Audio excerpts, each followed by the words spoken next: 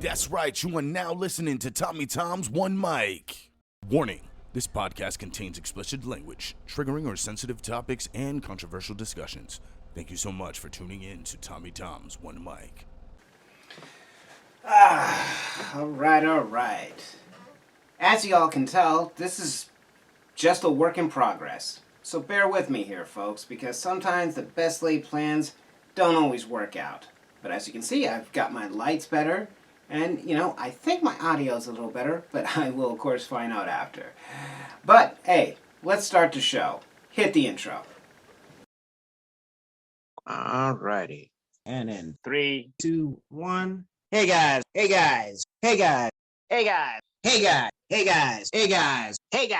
Welcome back to Tommy Tom and One Mic. I like the guy. Good friends. You do not feel hampered at all by what life is throwing at you. Yeah, man, the energy from the crowd is like so much. You can see that people are happy to be out and enjoying the music. That reminds me, not like that, but how is your sexy mom? What was it? In the fridge? The Keebler out with beer.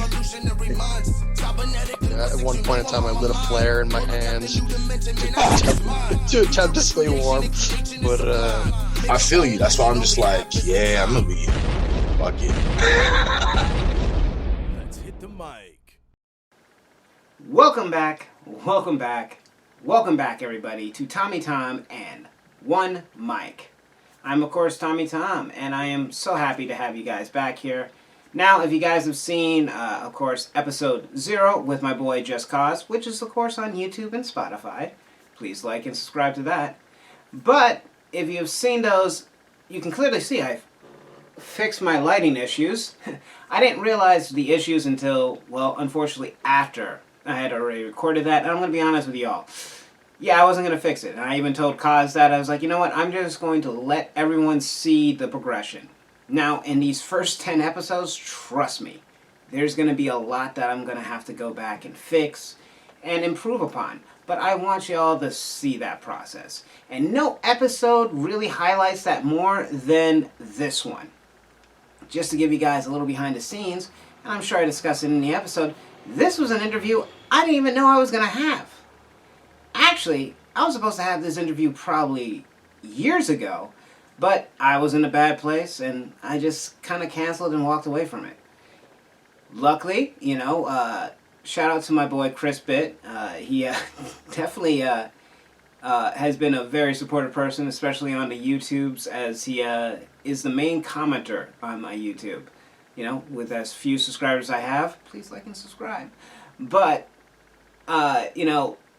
Chris is a great highlight, and I was able to go in there, and we were able to talk a lot of just like growing up and just our personalities, and of course about a very special event known as Mr. Monti High. Now, I haven't been able to really talk to a lot of people. We talked, a little about how at one point I was trying to get a whole Mr. Monti High reunion together. That would have been a disaster. But I'm glad to have been able to sit there and talk with Chris, and in doing so, I figured, you know what, there's no better episode to start than this one. So even if I've recorded this after a couple of other ones that I've already done, I thought this would be the perfect showcase of exactly how I want this show to go. It's random. Sometimes the conversations, I don't even know what I'm going to be discussing with the person. Literally, this interview happened within 24 hours. He literally commented on the YouTubes, and I was like, all right, bet, let's do it. And that night, we sat down and recorded. And it was a fun time. And that's exactly what this show is going to be about. You're going to have me do interviews. Sometimes it will just be me talking to you guys like this. But hopefully you guys enjoy.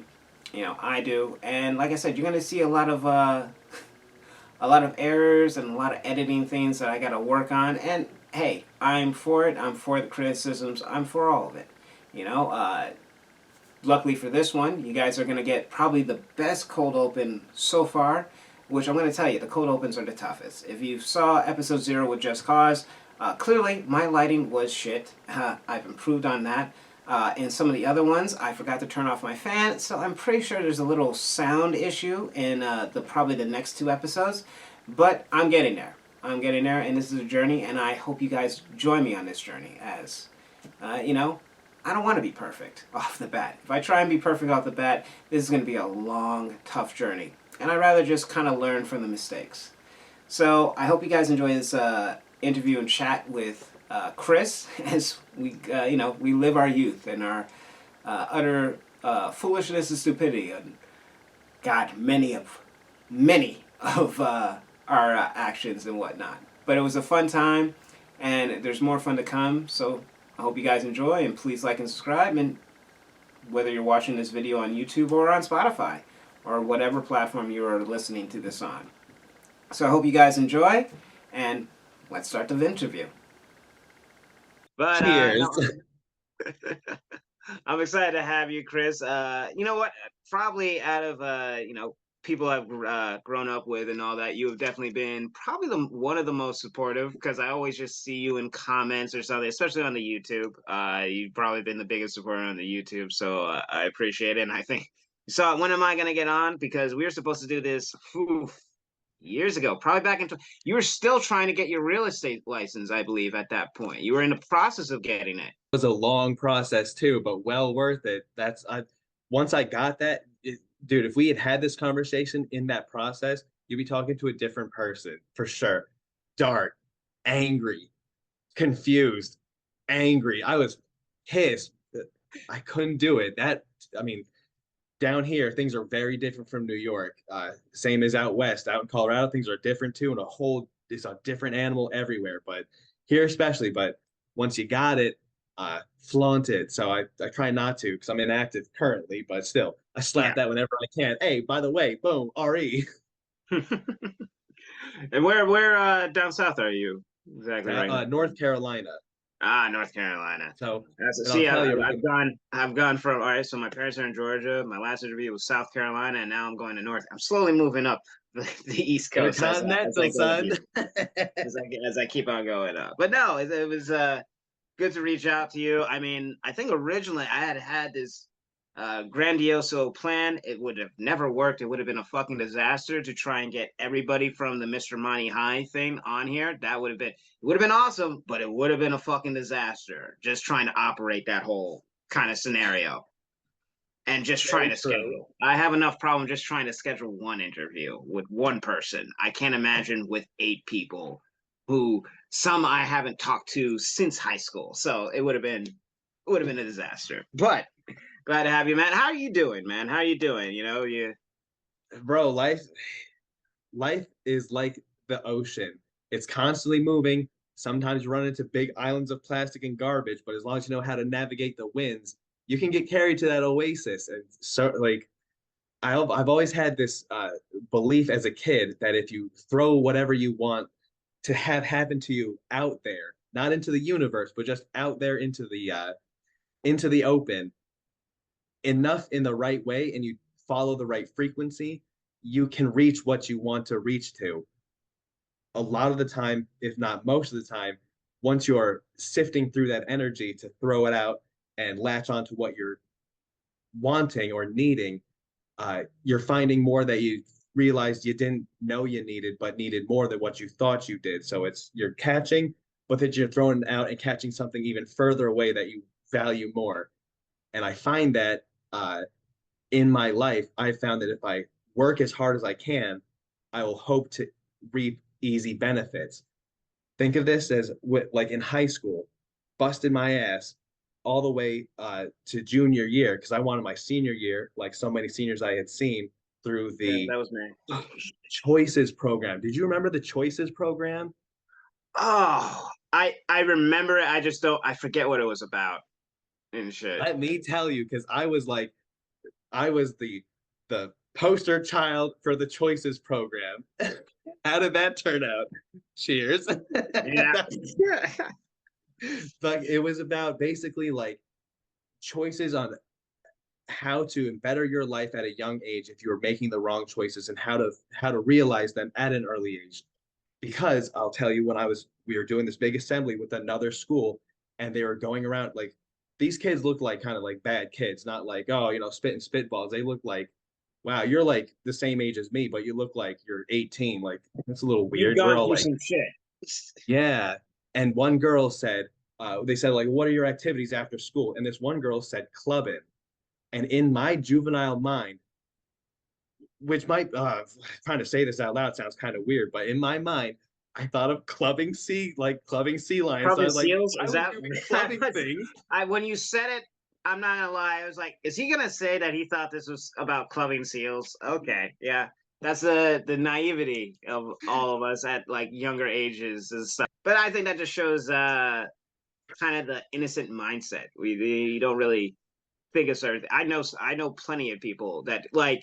I'll give you one. I have a friend. So you remember in the Matrix 2?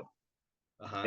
Matrix 2, they're meeting, I forget, it's like the foreigner guy and all that. And he's just like Keymaker? talking. Yeah, the Keymaker. maker or whatnot. Oh, are you talking about the Merovingian? Yes. I It's who like spoke he's like the French? foreign guy that they're like trying to get No, the de key. Dieu, peut-être c'est de la merde. I love Yeah, cursing yeah, in yeah. French. It's like wiping her ass with silk. Yeah. And he's like talking about this girl and it's like showing her there and it's like and it's clear he's giving her like an orgasm or something like that. My friend, he's like, oh, he made her pee her pants. And me and this other person, we like look at him because this is years later. This is like maybe like 2 or 3 years. This was actually, I think the Super Bowl, the first, oddly enough, this was the first Super Bowl between the 49ers and the Chiefs. This is that Okay. how long that it was like around that time, irony in that full circle kind of thing. But it was like during that, and like I guess they had the Matrix on beforehand, and we're just like watching it, and he just says that it's like, nah, man, that's not what he did because later on, his girl calls him out for the lipstick, and because he leaves when she leaves, that there was an implication there, and it's like, but I love the guy because that's it. Like I love hanging out with that guy because he's just so innocent and like he's always just down to have some fun and stuff, and that's the kind of energy. And I say that to say you have a very similar energy in the sense of, look, prior to that we talked about, generally people can just kind of look down on you and you have a choice. You can let that bring you down or you could just kind of smile at it and just keep going and stuff like that. Let it rain, or you can let it make you grow. Yeah, and you've always struck me as the one of like, doesn't matter what anybody says, you're just gonna do you, and that's something to keep. So if anybody's wondering why am I talking to this asshole, well, that's why. I get to it's my podcast. I get to choose who I want to talk to and all that. And this all happened within 24 hours. So if anybody's ever wondering how I do this, I just do it. I just do this thing. Okay, that's what I do. So Fast as lightning. It's a fun times. But I mean, yeah, I don't know if you mind, you did share that you're expecting the first child coming up and all that, A lot of emotions come into it. Oh, but yeah, that's right. I was saying if I like we had been having this conversation when I was like back to when I was trying to get my real estate license, or even like 10 years ago, I'd be shitting bricks. I wouldn't, but because we've been preparing for this for like since probably 2 years ago, we're like, okay, it's about time. We've always had the talks, but we've also had the talks of like kind of felt like we were an idiocracy. We're like, now's not the time. The market's really good right now. So we're like, we don't want to end up like, well, he passed away masturbating. Yeah. So we were like, okay, now we're gonna start. You set a goal, you meet the goal. That's one of like real estate license. It actually took me less time to get my less time to conceive a child than it was to get my real estate license. And believe you me, conceiving a child, I was trying. Believe you me. You're putting in the work. You're putting in the work. The passion was there. Believe that shit. So, but yeah, it happened, and it's just been where, yeah, hell yeah, I'm afraid. But at the same time, within that fear, I've learned through all the comedy / trauma. It's I've learned to kind of like let that shit just add wood to my fire instead of let ash just kind of simmer and solder and light the chimney on fire. I think that's important. Like I've definitely, Yeah, we're at that age where like most of the people we know having kids have had kids and stuff like that.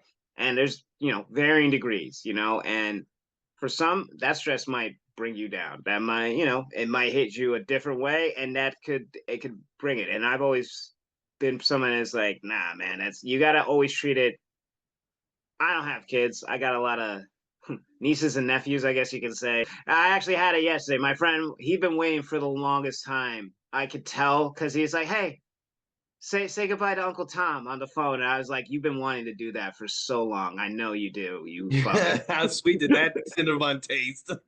That's it. But that's always the thing. I'm Uncle Tom to a bunch of little white babies, as I joke on stage sometimes, and it's And the fucking irony. I'm sorry, but the irony. no, It's I I just know sit it's there, not lost and you, it's but always funny to look at the white father just kind of like smiling, and it's like, I know what you're thinking. They're cute. They can say that. If you say it, I'm gonna knock the shit out of you. I've had to say that a couple of times, but it's always treat it as a blessing. I'm sure, I have a lot of friends. Like I got my good friend Christine, who I'll probably have on. Probably sure her episode will probably follow yours. But Nice. she's she does a lot of things with moms and stuff, and like it's always fun with her just because we met in college for like one semester. We had every class together, and then she like left after that first year. But always had like a good connection, and just like seeing her like develop with the motherhood and stuff like that. And it's like that's kind of the energy you always got to come in. You got to like it's gonna be rough. There will be the rough days, and like I can't speak from personal thing. I can just see from where it is, and it's just like keeping that. And from knowing you the way that I do, I have no doubt that you always have like that positive energy and all that. Sure, there'll be some days you're just like, "Fuck, what is going on?" So me telling like, yeah, I'll tell you all day, like, bro, like, well, I'll tell you all day, like, yeah, I bring me to the table. Now I do bring all of me, but just like everybody, we're flips of the coin. Which side do we show? So I Mm-hmm. always show heads, of course. When I'm at home, that's when I turn tail, where I'm not the extrovert, I'm the introvert. Do you Mm-hmm. remember what I was, we all had the senior awards, right? What were you Yes. voted at? I believe. Oh, most outgoing. You were the most outgoing. Do you know what I got? The friendliest. Do you know what we both wanted? What every fucking dude in our grade wanted? The biggest flirt. No, I did not want Oh, then that. you didn't want it. Never mind. Okay, well then you were I special. campaigned for most outgoing, but the big I know who won that. But within that, like I was looking through the yearbook, which I think I lost my yearbook probably like 15 years ago, which sucks. But uh, I do remember most of those pictures were not most of the pictures. Most of the pictures of most of the same people because yearbook club. Yeah. But how it works. But in a lot of them, I was like, I'm in a lot of these pictures, and it would be like, I remember there was this one specific picture, and it was me, and I had like four people surrounding me, and I was talking with my hands doing some shit. And I was like, yeah, I can definitely see why I got the friendliest because as a senior, I had three classes, three study halls, and three lunches. So Yeah. 2/3 of the day, I was just fucking chilling. I was running passes. If you got a pass from me, you were going to have a great walk to the assistant principal's office. I lessened the blow for many of people. I mean, for me, it was the same thing. I only had the first two periods, and then every other day I had a 6 period class because we had the 6 period days Mhm. there. So then it was just 3 lunches. So some days I just left after second period. I never got a parking pass. You know what I did actually? So because I did park a couple times down there, but then someone like hit my truck, and I had no idea. They hit it on the other side. So when I got home, my dad's like, "You got something to tell me?" And I was like, "Huh?" And he showed me that, and I was like, I had no fucking clue what happened there. Man, But you got away with parking on the bottom. You are fucking dangerous, dude. oh, I did that, and then you know what I did? Then, if you remember, by the like elementary school up there, there's that little parking lot right there. So I just parked in there because no one ever fucking cared there. So then I just walk out the front, just walk up there, and then I can just take the back way out instead of having to go through the lights and all that. And then I just come out the back way by I think it was Cook School and Yeah, shit, and a yeah. little field, and just go home that way. Well, I mean, so like I busted my ass all trying to get my senior year so I could do that. But we can lead into this. That car accident fucked Yes. my schedule up. Medically wasn't allowed to drive for like, gosh, probably like a year and a half. And it was all through senior year. And I was like, well, I know my dad's gonna be working busy. He's not gonna pick me up and take me anywhere. It's like I'm not gonna ask my fucking stepmom. So I was like, as I'm stuck in fucking school, shit. And Bob was in my grade too. He didn't Yeah. drive because he didn't have his license then. So I was like, damn, bro, like you could have fucking helped me out, but whatever. For yours was a little more like front and center because they literally brought your car, I remember, to the school to have like a whole fucking talk with. I can't even. That's where it's like impressive. I would like in high school. I'd probably want to fucking die, just crawl, like just even me with the DWIs and just listening to people talk to me about. It's like like it's some like I fucking lost a limb or something. It's just like I can't imagine the pity show or the like judgment that you would get just because there it is and it's always going to be like front and center and shit like that. You would think that, but on the flip side, bro, when I finally woke up in the hospital, I thought that nobody would fucking know because I didn't know what the hell happened because I hit my head so many times. Well, I hit it so many times so quickly and so hard in the same few second span that like I would be like a recording tape that would replay every 15 seconds. So like I'd ask my dad when I was finally released, like, "Hey, Dad, what's for dinner tonight?" He'd be like, "Oh, like hot dogs and beans." Okay, cool. Like 5 minutes would go by and be like, "Dad, what are we having for dinner again?" And he'd be like, "Hot dogs and beans." 10 minutes later, "So, Dad, what are we having for dinner?" And it'd be like I had to work, like I had to build a lot from that shit. But uh, in the hospital, since I kept doing that repeat shit and all my ribs were broken, they had me on tons of morphine. But I was strapped down because when I first woke up, I fucking tried to get up because I was like, Yeah.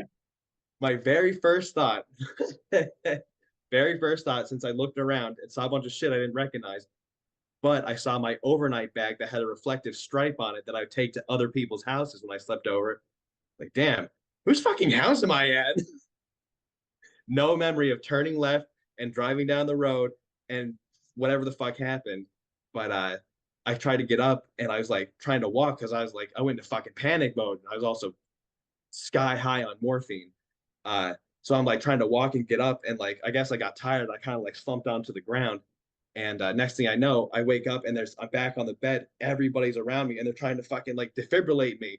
And I'm like, holy shit, like I'm me. Like, what the fuck are you doing? And they're like, oh my God, he's awake. And I was like so fucking confused. I was so doped up talking to the fucking weatherman on the TV and shit. It took like a lot of repetition for them to tell me like, you're in an accident. Everybody's concerned for you. We're glad you're alive. And I was like, damn, I bet nobody fucking knows what happened because I don't know where I am. Winchester, or not Winchester, Westchester. Yeah. Tell me if this was true because I heard this from people who were coming to the hospital to visit me, which were like super awesome. But they were saying that I was in the morning announcements. Was I?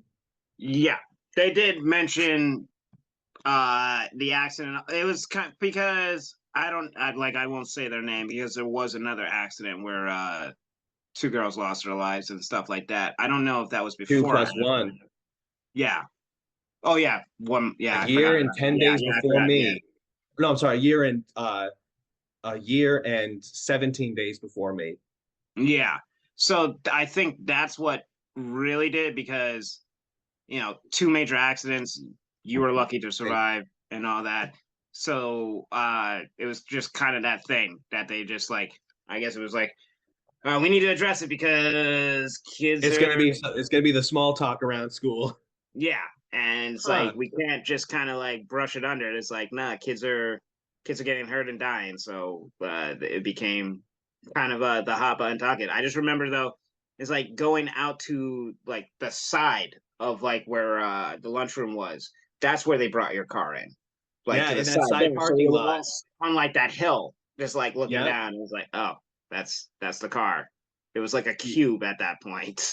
It like if you like because I have a whole CD of pictures that one of our friends took and gave to me where it's like CD-ROM full of pictures, and I was looking at we just dated ourselves. That's how old we are. Yeah, damn, I shouldn't have said nothing. Yeah. But looking at those pictures and then of other pictures that were taken on the scene, which I also have, it literally looks like the way it was done was like a giant thumb, index, middle, ring, pinky, just crush that shit. And I have it on my Facebook, and it's always, I mean, I look in the mirror and I kind of see myself and I'm like, damn, like the reason that like I feel kind of dumb today. Well, up until I was about 27, like the reason I feel kind of dumb today was I did some shit that was dumb. Not to sound weird, but like I kind of had to rebuild myself because the therapy that I was supposed to be put in was not the therapy that I needed because they thought I needed help like eye-hand coordination. It's like, no, if anything, like my body and mind kind of like they are still together, but they're on separate levels of frequency. So like if I'm tired, More I can throw some, mental. It was the mental kind of therapy of just like trying to get your brain back active because God knows how many concussions you probably suffered in the course of that. Yeah. so like they always say like especially in mixed martial arts, like if you get knocked out, you feel that for 10 years. Fuck yeah, till I was like 27, I'd wake up feeling like pretty dumb. One day after like I think I turned 28 and I kind of woke up and like my vision was kind of sharper. And I was like this must be it. I must have hit that plateau where it's like no more brain damage. Now if we do something stupid, it's on us. Yeah. I can't blame it on it. I can't blame it on the brain damage anymore. I think somebody referred to you as brain damage. That was like, it's like, oh, you're hanging out with brain damage. I think that was your nickname by some people for a little bit Yep. there. I remember, yeah, it was of the many nicknames that I wield because everybody has their own translation of who you are, but I always try to be I always try to be the same me to everybody because I feel like if somebody's fake to me, I see through that shit and I out real them and I fucking tear their facade down. My wife is different because she does not like to be she's an introvert through and through. She doesn't like to talk to people. So when she talks to people, boom, she shuts on that riot helmet and she's Protection. who she wants to be.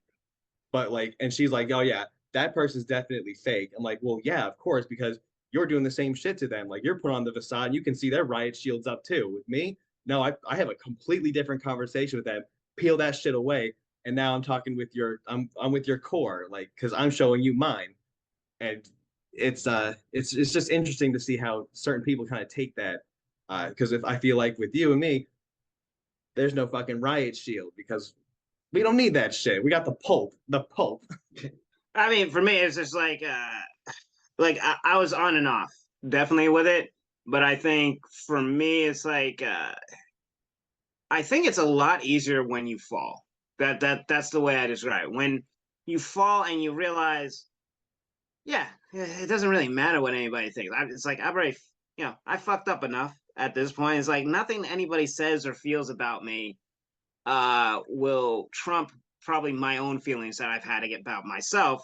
So it really doesn't matter. It's like anybody can say or feel the way that they want about me. It's like, yeah, I probably hated myself worse than you hate me right now. Yeah, is that really all you got? Because my inner monologue would make your toes curl in your sandals. So don't worry. Yeah, it's always funny, because then like sometimes they'll like try and like bait you into like an argument. And you're just like, okay, it's like, yeah, you piece of shit. It's like, yeah, I can be a piece of shit quite a bit. In many Quite instances, you're not wrong. You're not wrong. All right, trust me, bro. Like it makes me wonder. Like back in the day, even so, leading up to the accident, even afterwards, once I was finally able to like gain my dad's trust back that I could go out on my own and not fucking die. Yeah, I would always tell him like, hey, Dad, like this weekend we're hitting up the movies. Can I have $20? And he'd always fucking throw it to me, never ask questions because I was, maybe he knew that I obviously fucking wasn't, but he knew that I was like, after that shit, he was like, he is smart enough to know not to fuck this shit up. So fine, I'm paying you because you're smart. My older brother, I love him. He was a great example to see of most of the time what to do. And of the times that I learned the most from him was what not to do. So he would ask my dad for money, and my dad would be like, "Look, like, no, no." And he always was like, I don't know if he felt animosity or if he was just pissed because I could get it, but I was like, "Bro, like, I know, like, it's about the body language. Like, I'm telling him, like, you're not gonna get a repeat of what fucking happened. So you can trust me to know better. Like I feel like a lot of people don't go through something that's enough to snap them into reality and Mm-hmm. say like, damn, I need to be able to see like third person myself because if if I hadn't gone through that, I would be a totally different person. And I don't think I would like that person, Yeah. which is weird because I fucking love myself. Mm-hmm. I mean, we talked before about, the me talking about the rehab. It's like I think a lot of people look down on that. And I'll always be grateful for it. Am I always going to be sober? No. Like I don't sit here and try and pretend about like that stuff. But like I said to you, I didn't go in with that. Like I got the DWIs, I had to go to rehab, but I went in with a different mentality than a lot of people. And the fact that like I it's not that I don't believe in addiction. I know addiction's real, but I also believe there is a human aspect of you made a choice. Like Causality. that first hit or whatever, you kind of made a choice to do that, and it becomes like a kind of 50-50, and you have to kind of like own that. I think like one of the things that I always would probably get in trouble with and get in like arguments is when like someone is like we had to go around in a circle. And it's like I'm just gonna trust my higher power to help me and stuff like that. And I'm just like, so what are you doing for yourself? That would be it. Just that thing of like you have to take accountability for your own actions a lot of times. And if you're shirking those, you're just kind of like excusing it, which, I think is also kind of human reaction. Like we don't want to feel bad. We don't want to feel like we're the bad guy. Like I've talked about the idea of like we've watched too many Marvel and DC movies and stuff that we now think that the whole world is just good and evil, so heroes and villains and stuff. And it's not. It's a gray world. It's a gray world. There's much more nuance that you have to realize. But because people are so afraid of being that villain, you end up making yourself a villain because you can't open yourself up to see the whole picture. And like that's why I'm okay being, I guess, a villain in a couple of people or many people's stories in a sense, because if that's what it takes for them to be better off and be happy, fine, cool. It is what it is. I'm not gonna sweat no sweat off my back. It is what it is, and I hope for the best. The South Park devil said it best. Without evil, there can be no good, so it must be good to be evil sometimes, right? You're going to be a villain in someone's book. So if that ever comes down to it, I must well be the baddest villain that you got. Because if I'm the worst, your life is pretty fucking good because I don't bother shit. Yeah, that's pretty much it. It's like, okay. Yeah, and you can't, and even for myself, can't let that bring me down. And I mean, I got so many other things. Like, there's so much other bullshit you got to deal with in life and all that. That is like simple misconceptions or disagreements and stuff like that. They drop a water in the sea. It's there's so much more that I got to worry about. Tears and people in the rain. Yeah. Right. It's like it's like, so I was telling you earlier, like I work hard and I work hard and I get easy rewards. But it's not that the rewards are easy or that they come easy, is that my life becomes easy. So like when my wife right now has she has 3 diplomas, and for 2 of them, I worked 2 jobs to put her through medical school so she could become an EMT, or not medical school, EMT school, something that I can't fucking do. But I can tell you what, I can chop down a tree really damn well, and I can definitely move kegs really fucking good. So I put her through school. She got her thing. And then okay, well, this isn't enough. I need something else, but I'm going to work for it too. So we worked together. We bounced off each other. We made shit happen. I know you want to talk about the Mr. Monti High thing, because that is definitely a delayed conversation. I have to tell you, bro, watching your videos that you posted, I don't judge you for taking fucking forever to load them, because dude, I am so like, I give you so much respect for not only having those still, but also uploading those now, because like I've been fucking hungover before. I don't have a drinking problem. I like to just celebrate every day that I made it through. And also I'm trying to party as hard as I can before my daughter's born, because once the month before hits, I have to be able to drive to the hospital, so I have to give it up, which is not an issue. But the memories that I have in my brain from that night, which I thought were really fucking precise, are not precise at all. What a cringe fest. I felt really shitty on hangovers. I've never felt so much tension in my neck watching the entirety of the Mr. Monty High pageant.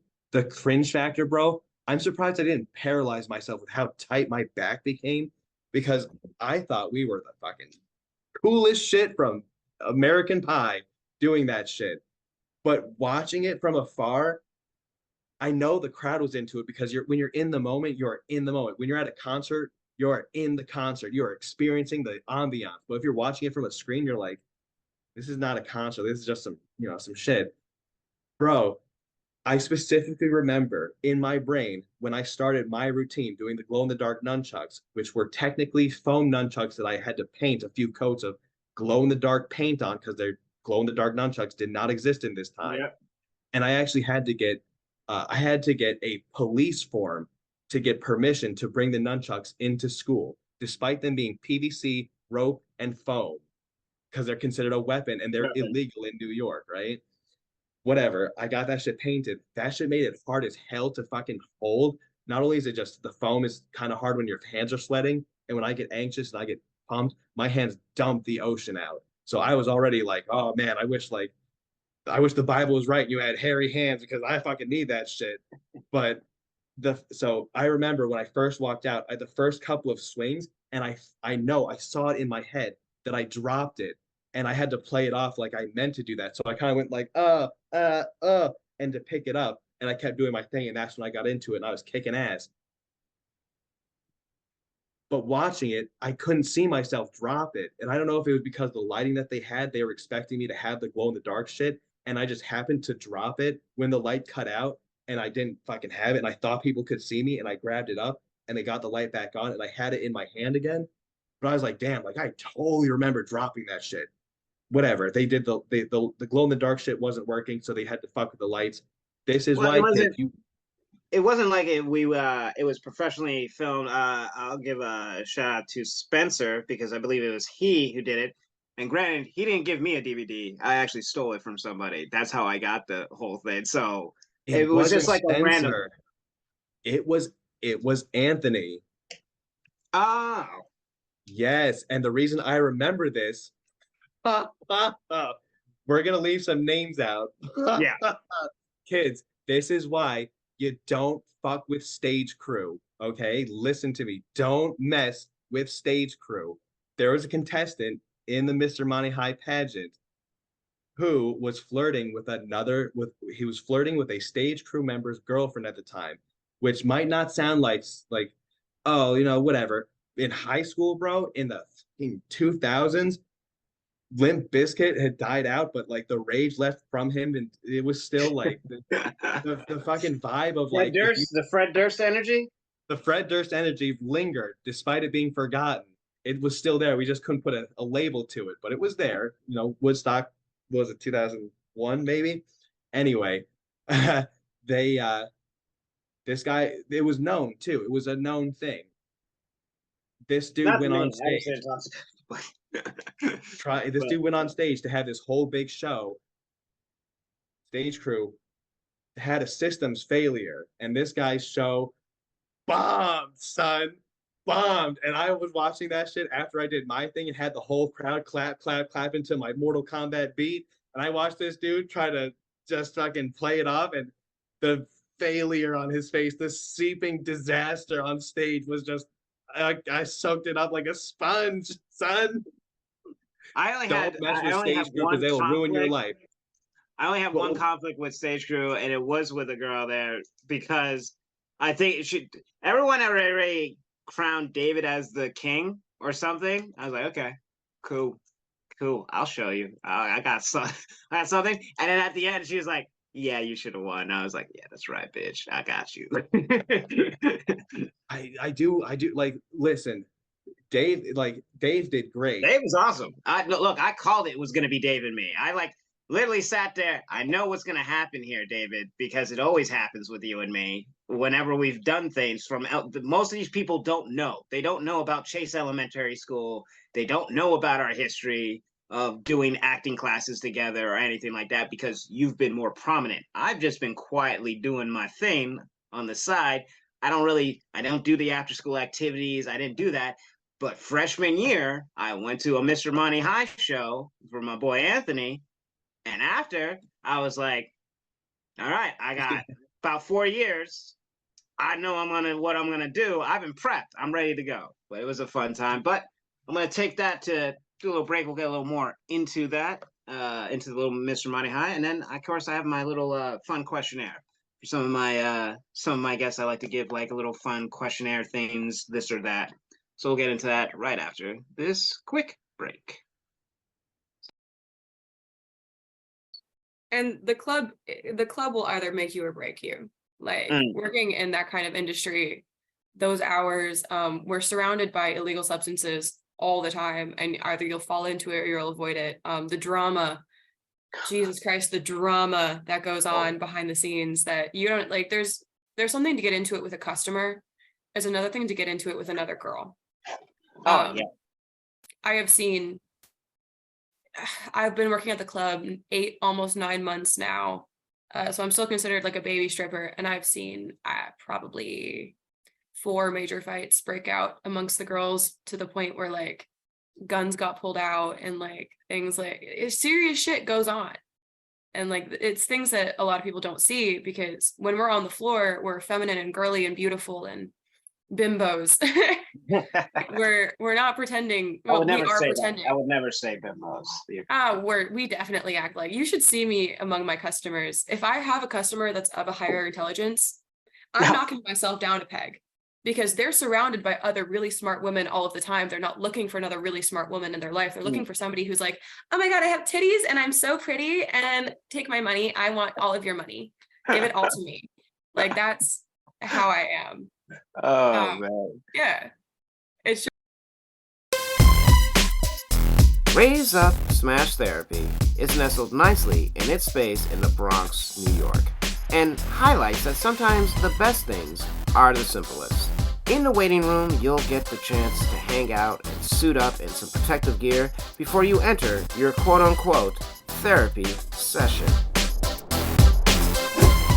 Whether it's a bat, golf club, or whatever the staff may have lined up for you for that day, don't be afraid to let loose and go a little crazy on all that breakable stuff that will be nicely lined up for you for your therapy session. And much like the establishment itself, Raise Up has 2 smash rooms with their own unique aesthetic, highlighted by the graffiti art and albums scattered throughout that show Raise Up's ties with the city it was raised in.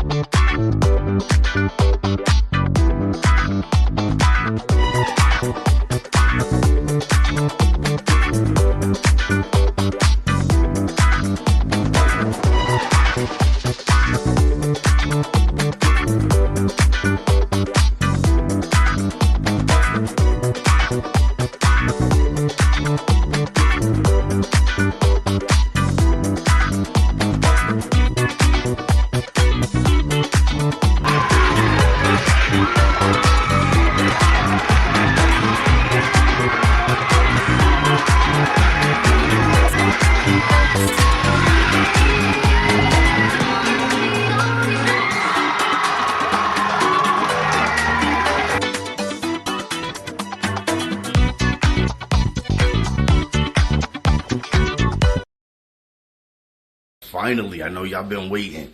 Man. I've been waiting to make this announcement.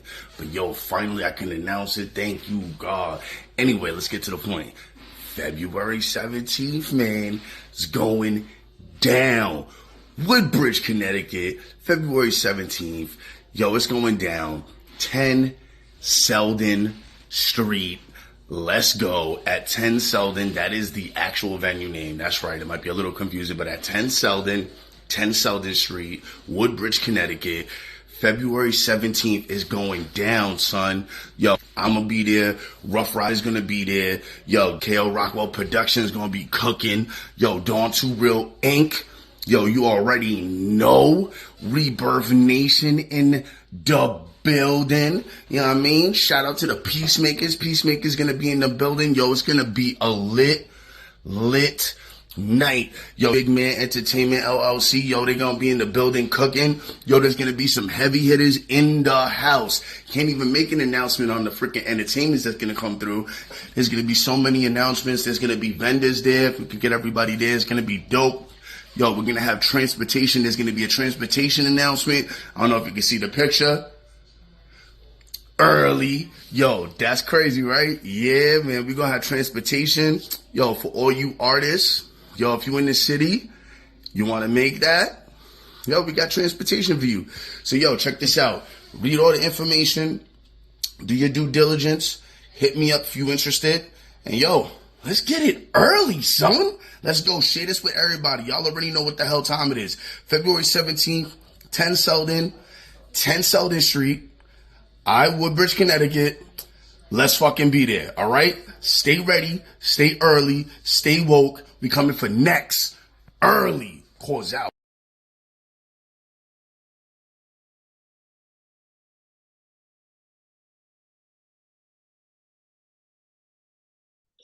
And we're back, folks. Hope you enjoyed those brief commercial breaks and all that. You know, of course, shout out to everybody who has already agreed to be on the pod. And, I don't know if I have my sponsorships yet in those, but if they are, hey, definitely check those out. I don't want to give away. This is, I'm letting you guys see how the sausage is made. I am, of course, pre-recording these before I have a bunch of fucking meetings that I got to take care of in 2 weeks. So that'll be fun times. As I explained to Chris, probably by the time this is out, I've already done it. I am going to go watch a Sasquatch play a saxophone at a rave. So it's going to be a wild time for me. That's going to be my first After Hours with Tommy Tom video that I'll be working on. So that will be a process and all that. But, before I went to break, we were talking about the Mr. Monti High thing. And you brought up, your performance and all that. Now, I remember a lot from in high school. You were, the Karate Kid. The Karate Kid. Bro, so I saw my in my senior year of English, I had 2 English teachers because we had the first period, which was like an hour and a half on A days. And one of the best English classes I've ever had. Shout out to Mr. W, Mr. D. I saw this guy years later. I don't even know where, somewhere in New York, like upstate New York, totally random. And I was like, holy shit. Like, dude, you were my English teacher. And he was like, oh yeah, you're Chris. You were the ninja. Like, like, got me, bro. Yeah, pretty much. Because, everybody was the same from junior year to, I'm sorry, from freshman year to the beginning of junior. We all had baggy fucking jeans, baggy sweatshirts. We're all body conscious of ourselves. We're all hiding ourselves as much as we can. We could have put on garbage bags. We'd all look the same. But junior year is when, like, we kind of started to, like, come into our own and be like, it, like, doesn't really matter. Senior year is when I finally started actually wearing color. Like, I was probably just black most of the time. I was emo before there was such a fucking thing. It's essentially you brought the wave almost. I feel of all the things that I know from, even like I always feel when you come into something late, you're coming to like the 5th season of the new show, or whatever, or the old show. But like all the stories I had heard of you, just like by the time I was halfway through 7th grade, we hadn't even talked that much. But I still felt like when we did talk midway through 7th grade, that I fucking knew you like I knew my friends at the time when I sat at the lunch table with. I'll give you this, because I believe I met your brother first in chess club. Yep. And that's right, folks. Tommy Tom was in chess club in middle school. Yeah, it was like the senior year was like the coming out because I think that was when I got the book published, and I was just like, yeah, fuck this. I'm gonna go out, and like that's where I had like the 3 lunches. I would sit on the side for a couple of lunches, whereas like I didn't even sit at a table. They had like that little folding chair. I just kind of like chill, sit there, and just be like, all right, whatever. I do. And do you remember my thing? Whenever I came around to either you or tables, what I would do? No, bro, my brother makes fun of me about this shit all the time. He goes, you go like this. Oh, jeez. Like, bro, like, would you fucking stop? And one of those times when I had so many lunch periods, it kind of backfired on me. Because one of the times, my brother was having a fight with his girlfriend at the time, and I came down, like oblivious to the situation because I was making my rounds. Came and sat down. It was me, my brother, and then his girlfriend. And his girlfriend fucking threw milk at him, and he dodged because he saw it coming. And I turned and I got a face full of chocolate milk, and everybody was like, "Oh, the whole high school." Oh, yeah, shit. yeah, the high school. And I stood up, and of course, it's a girl. I'm not gonna. It was the 2006. I'm not gonna swing. And so I like high school movie, like that sucked balls. That was just a joke. But it's like I said, you were you started. You were the Karate Kid and all that. Is like looking at the video. It's always you were talking about the cringe thing and all that. I just like look at it. I remember like people asking about it. And I remember that got like a lot of responses and stuff like because it was like it's a moment in time and all that. Yes. And like So I've said, I've said to myself, I guess that like. Yeah, those things. Like if you could go back in time, like and restart. I was like, you know what? Probably the end of the Mr. Money High. I wouldn't want to go through it, but at the end, just go right to the end of there, and it's like that's a good starting point for me if I had to restart. I'll tell you, bro, of all the things that I feel like I should remember from the Mr. Money High thing, I remember more from the after party with you, dude. That's probably I had my regular hangout spot that I'd go like every weekend. We get tore up and we'd be piles of wreckage afterwards. That was fucking great.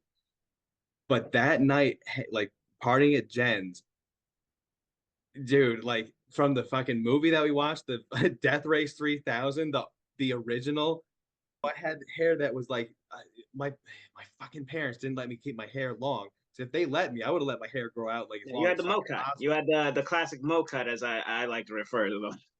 And I would like one of my habits back in the day was when I would get like I'd plateau and I'd hit that next Super Saiyan level of being on that high, and I would run my hands through my hair and I'd like massage my head, but in doing so, my hands would be hot and they'd make my hair stick out. So you came in after being in the van. I looked at you and you're like, "Whoa, look at this dude's hair!" I looked like I was like Bart from Home Alone touching the electric shit. It's like you're following. I was like, you're definitely following what that shot glass went, and it's just all of us like in Jen's room, like just sleeping there. I slept in a chair with a girl in my like just like holding her like that. It was just like, ugh. And they're like, you could have just like crawled in. It's like, it's what it is. Woke up, I was like, how many limbs are probably gonna take like an hour to wake up after that shit? But still. Yeah, and then busing everybody back to their places after that. And then I think after I dropped everybody off, me and Seb, then we just drove to Middletown to Denny's to eat breakfast. No, why we drove all the way, which is like the opposite direction because I had to drop, I think, the last one off towards like Liberty or like the Woodridge area. Shit. So then we're like, yeah, I don't want to go home yet. You? No. All right, we're just go to Middletown. Me driving around in my parents' Astro van.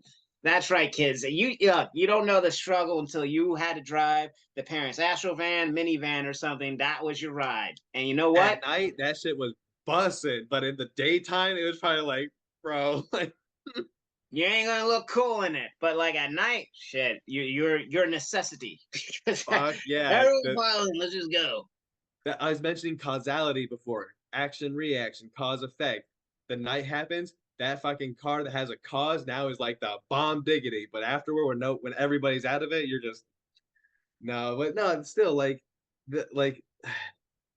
during the Mr. Monty High pageant, I remember when I had to get dressed out of my Aikido gi into a tuxedo, which was hot as fuck.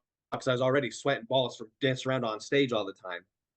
And I felt like when they asked me the question, they asked me, what celebrity, if you could meet dead or alive, would you meet? And I had this whole shit planned out to say like Bruce Lee, so that way you would know that I wasn't hitting myself in the face the whole time and I wouldn't wake up tomorrow with bruises all over my body.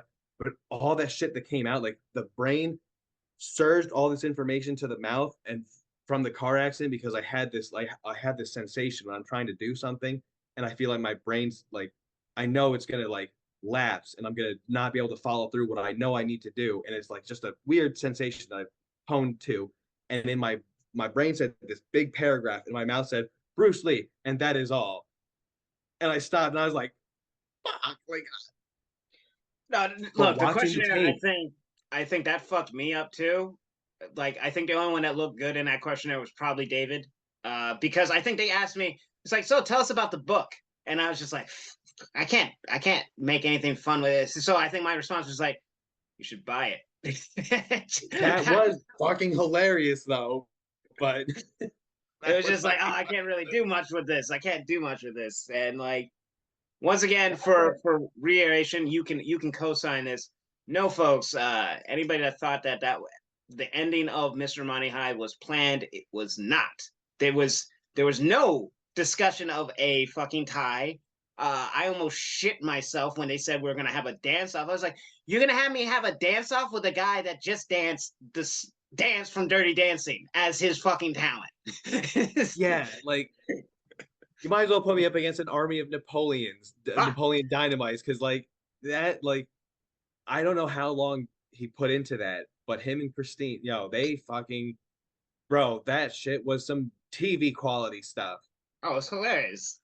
But I was like, I feel like the reason that the judges picked him was because you did that front flip off the stage, and they deemed that as a safety thing. Because if they had seen that shit as not a safety thing, bro, like in my like whole, like I was so high that day off of just like like the crowd clapping with the Mortal Kombat beat and shit just going nuts all throughout the whole thing, and like my adrenaline was surging and I was probably exhausted because my own little body couldn't fucking handle it.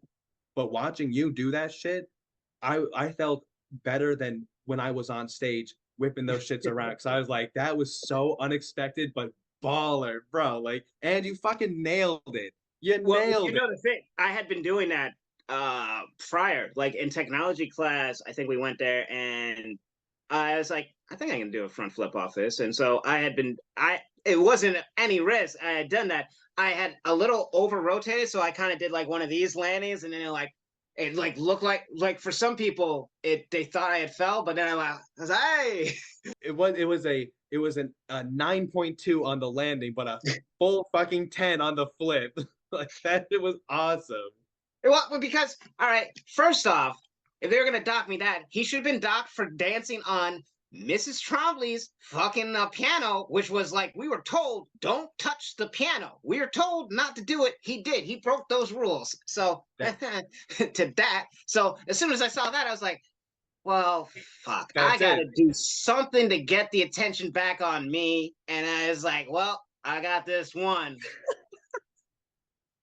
All or nothing. Let's go for it.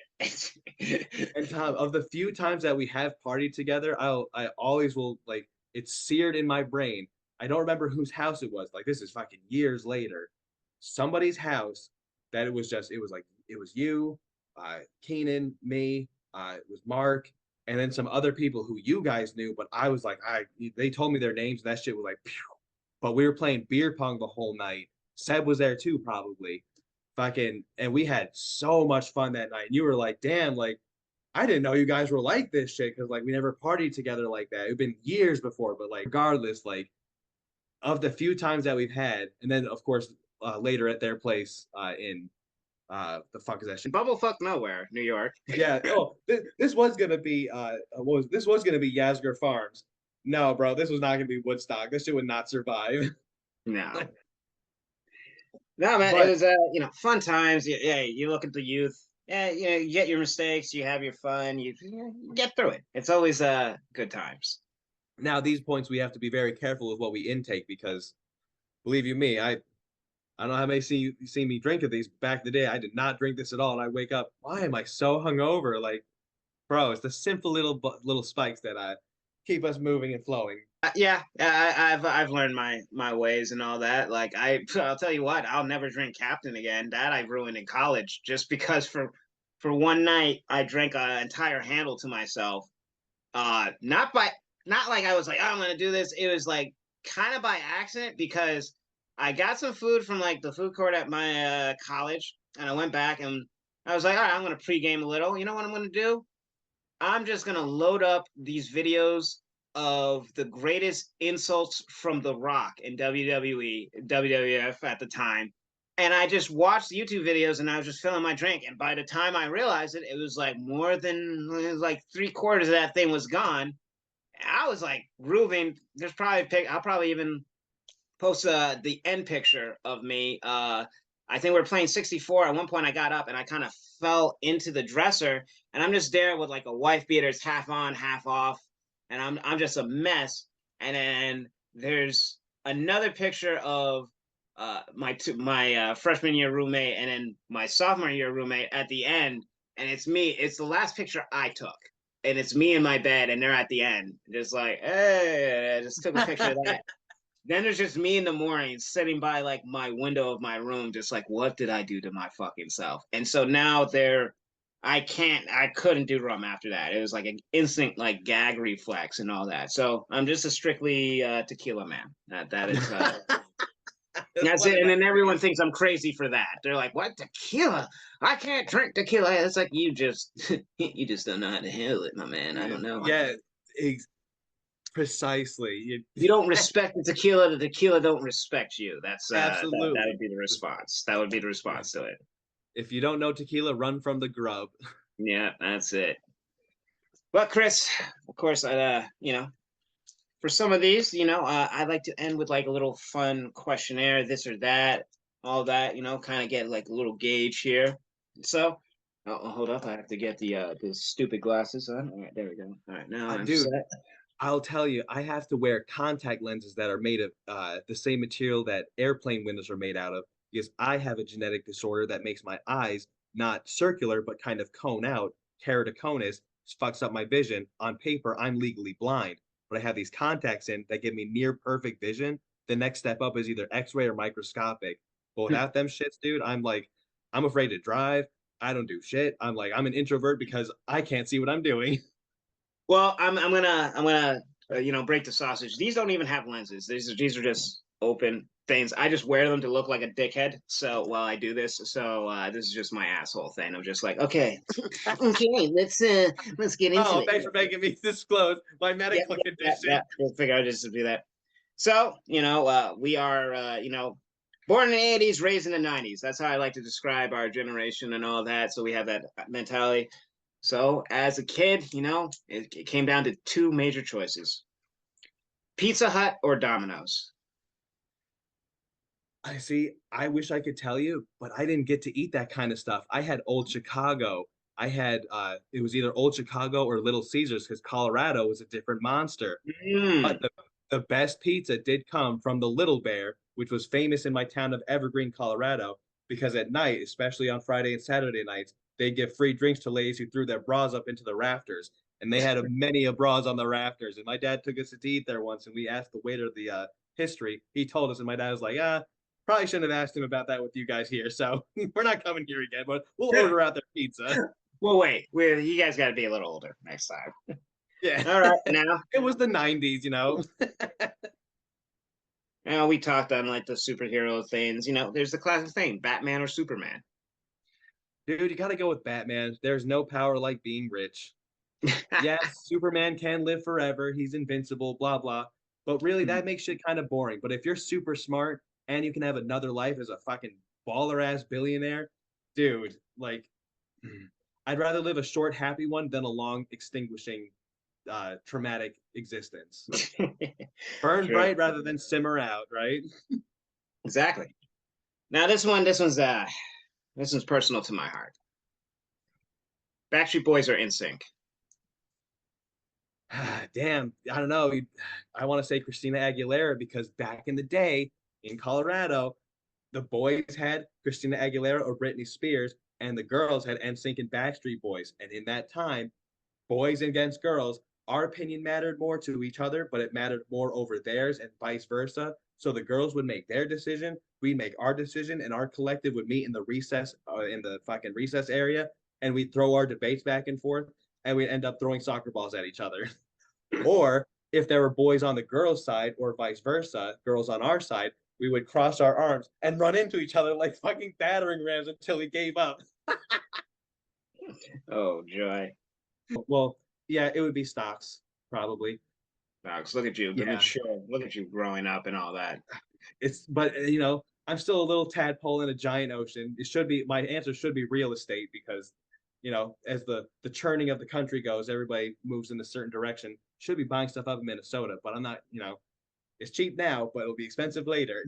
All right, I'm sure I know your answer, but Chuck Norris versus Bruce Lee.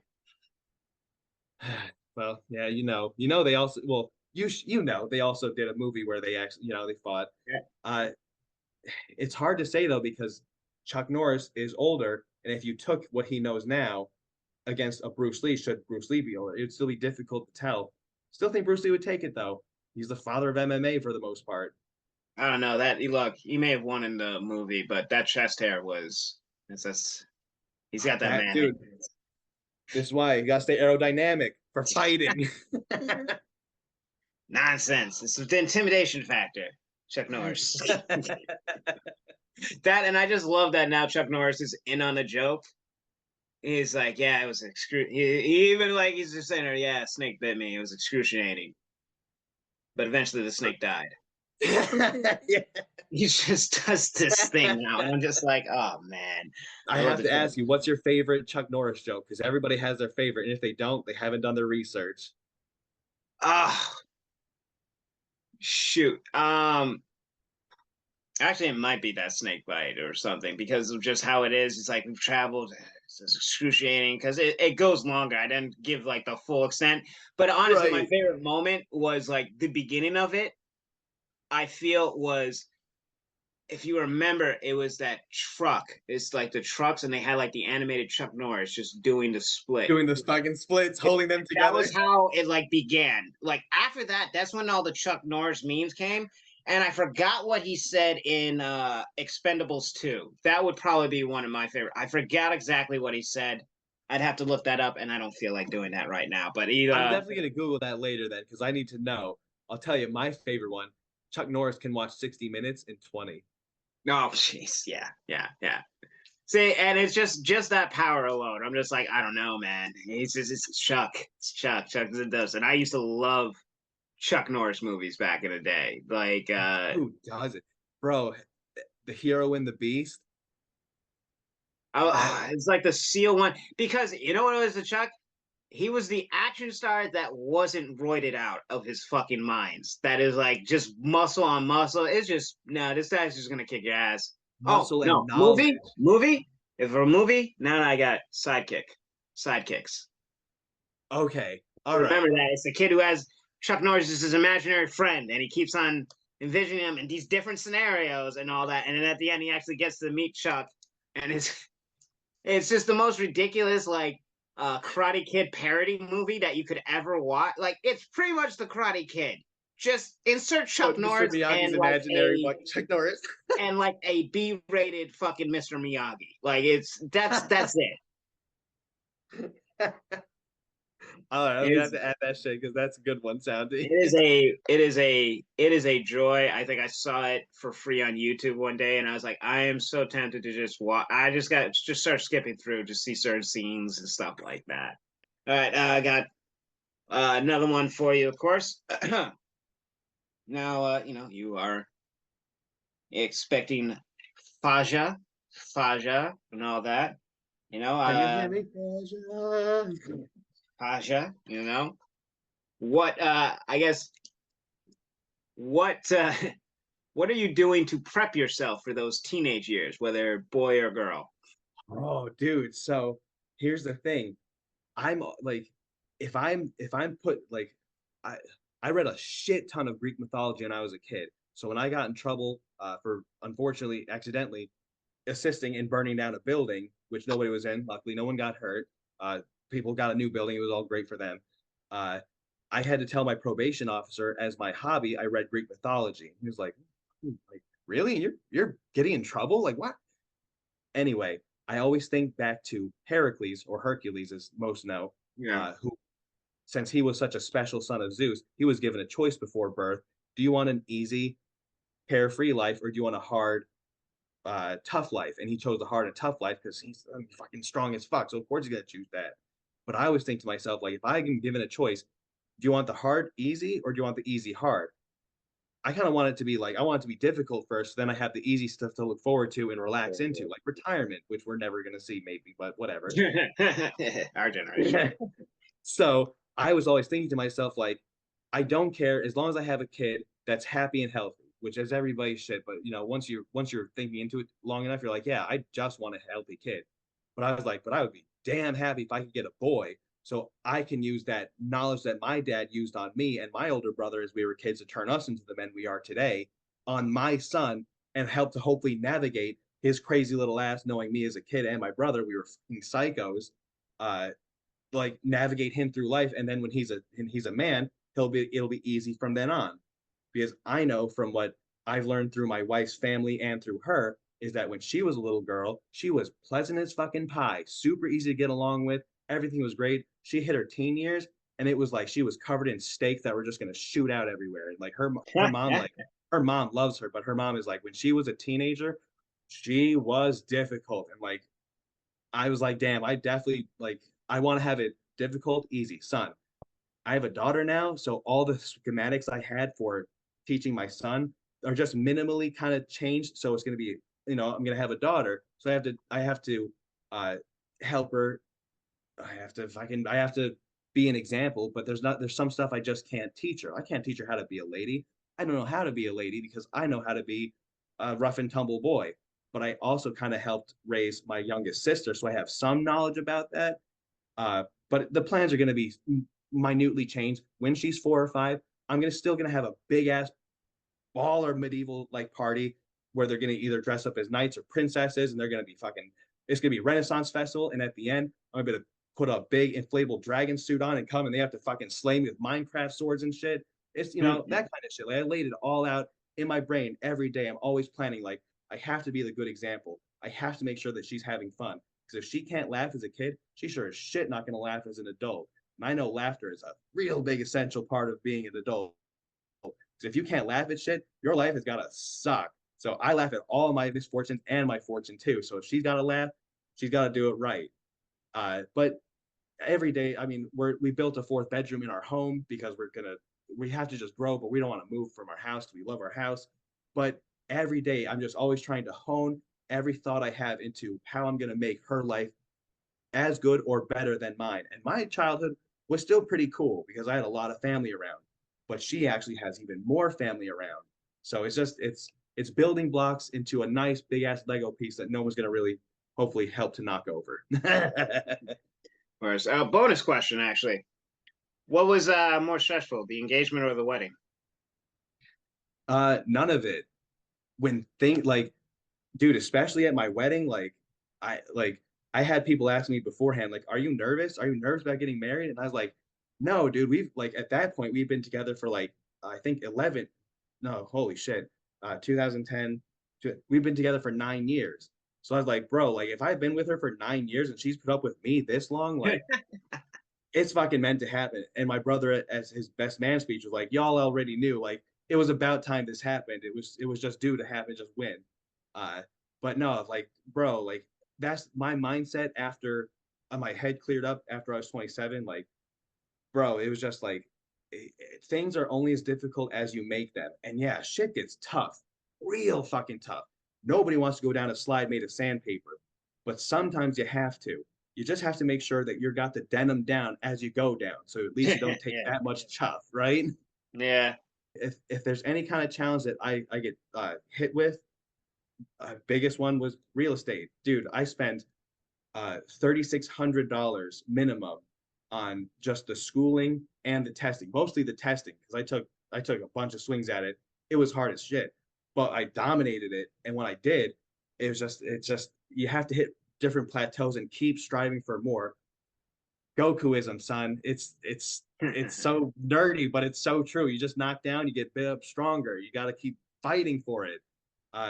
So this is just having my daughter is the next way for me to go above and beyond. Because if we weren't trying to have a kid, I would be like Bill Burr back before he had kids, where it's like, I don't want to add to the population problem. I'm doing fine as is. We're gonna coast. But then that's when you know you've hit a plateau and you have to hit the next level. So what's the next level? All American way, have a kid. So it's just, it's all about growth to me. I'm a coconut that just doesn't stop shedding and getting milky. Yeah, man. Well, Chris, thank you once again for doing this, reaching out on YouTube and, people call me out, and I'm always down to do shit like this. So I hope you had fun coming on here, talking with me, chatting, reminiscing, going down memory lane and whatnot. Absolutely, bro. I mean, though the memories may be fuzzy, we still got them, and that's how we keep them alive in their all fuzzy greatness. Yeah, that's it. I don't know if you have anything you'd want to promote or anything like that. Honestly, if you're in the Indianapolis area or in the North Carolina region, preferably Wake Forest, Cary, Raleigh, Durham, Dogs and Digs LLC. If you're going on vacation, you want your pets to be watched. You've got you have Kiwi reigning over Wake Forest. That's I'm Chris formerly, Kiwi normally. It's a thing I picked up at the Renaissance Festival. Indianapolis, we do dog stuff, but aside from that, yeah, man, bro. Tom, it's always good to talk to you, son. It's just of the few people that I can go a long time without speaking with, and then we pick up either on the same note or on a better note. I always feel like we're picking up on a better note because you and I evolved in a similar way where the open chest can contain more items, and my chest is always open. My book is always writing. My paper's endless because we can't grow without writing more. So, yeah. Well, like I said, I appreciate you for doing this. And of course, folks, if you're watching this, hey, thank you for watching this video. Please hit that like and subscribe. Always appreciated. You can also check out depending on where you're watching this, on YouTube or on Spotify, as we are now on video on Spotify as well. And of course, you can follow me at the Tommy Tom P on Twitter. It'll always be Twitter for me. And, once again, Chris, thank you for doing this, and we'll catch you all next time. Peace.